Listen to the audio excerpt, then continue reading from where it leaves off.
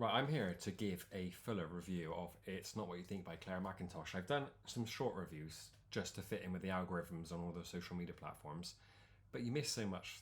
You miss so much content out when you're discussing these things. So, this book is incredible. It's come out on paperback. You need to go and purchase this. And um, if you avoid spoilers, do not watch this video. If you don't mind spoilers and you're intrigued, and hopefully by the time I've reviewed this really pushes you to go out and get this book. It's an incredible thriller. I love this author so much. That is actually my joint all-time favorite thriller, and this emulates that with the twists that happen in this story. Now, you start off the story with Nadika.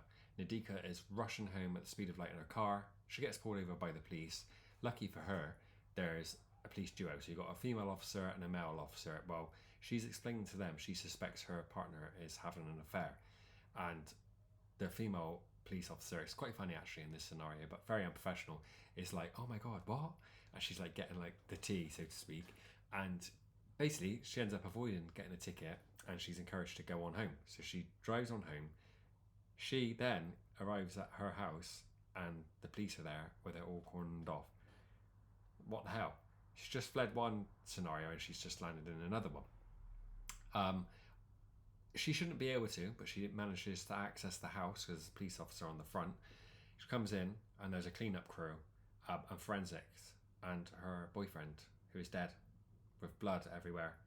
And yeah, a police officer obviously then gets her out of the house, takes her out, apologises. She shouldn't have been allowed to go in there. One, tampering with forensics, blah, blah, blah, blah, blah. She sits in this police officer's car.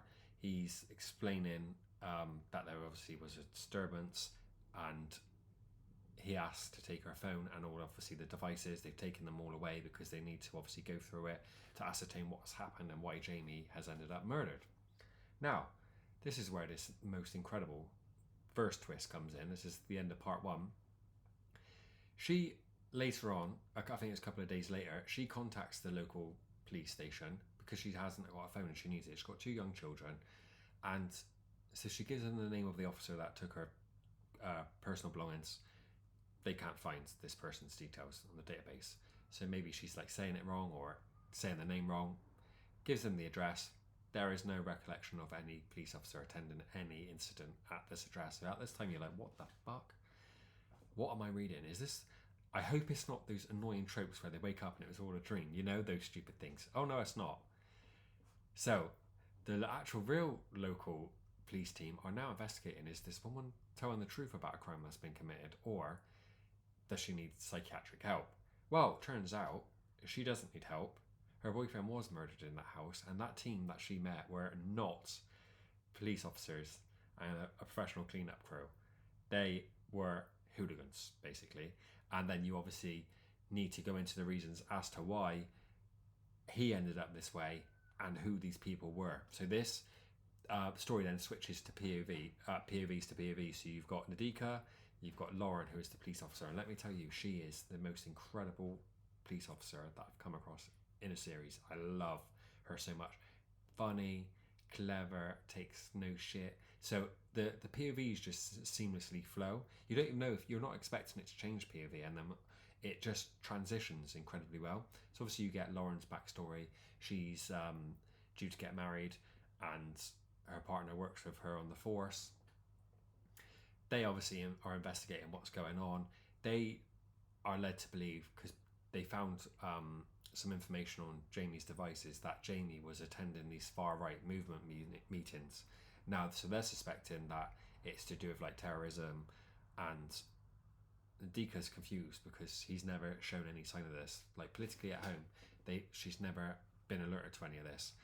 So that is obviously the main story. They're investigating as to why he was attending those. Lauren does a great job, and so does Nadika. Nadika finds a balaclava at home, and it's got what are they called? There's a listening device basically sewn in. It comes out that Jamie was actually not attending these far-right meetings because he is an extremist. He was attending it because he wanted to witness it all, record it all, and expose them all and get all these people shut down. Because we're not talking like a fist fight. Not that I condone violence, but like little minor things. These are things that will ruin people's life, and he even has to do a test to prove himself with this group by setting alight a local shop which is run by an Indian family because they don't want any non-English, non-white people in society. So that is the challenge he has to do. Now he obviously is guilt-ridden. He does try ringing by a landline, like a phone booth in advance to wake this person up, and he does actually answer the phone. And by him waking up, that does, by the time he gets back to the location and puts the fire like stuff through the door, they're obviously able to escape because he's awake and alert. There's lots of obviously other meetings and lots of other characters held, and it is tackling basically this far right movement, and they are looking to take down this one big recruitment establishment that has an incredible amount of diversity, and they see that as a horrible thing. And there is a lot of racism in this book. However, it obviously is a tough subject matter, but the way Claire does it, and she is bringing the viewpoint of the far right and how they're dealing with it, I think it's done incredibly well. And yeah, I won't give you the outcome of the story, but I'm going to just tell you twist 5, and you find out actually who is leading this far right movement. And let me just tell you, Lauren gets the shock of her life. Oh, the deception is unreal. It's unreal, but I really, really, really wish she gets her own spin-off series because she is fantastic. But overall, I rate this book 5 stars. Love the twists and turns, love the pacing, love the multi-POV. Honestly, it's out in hardback now. It's like $4.50, $3.50. I really urge you to go and get this book. It's incredible.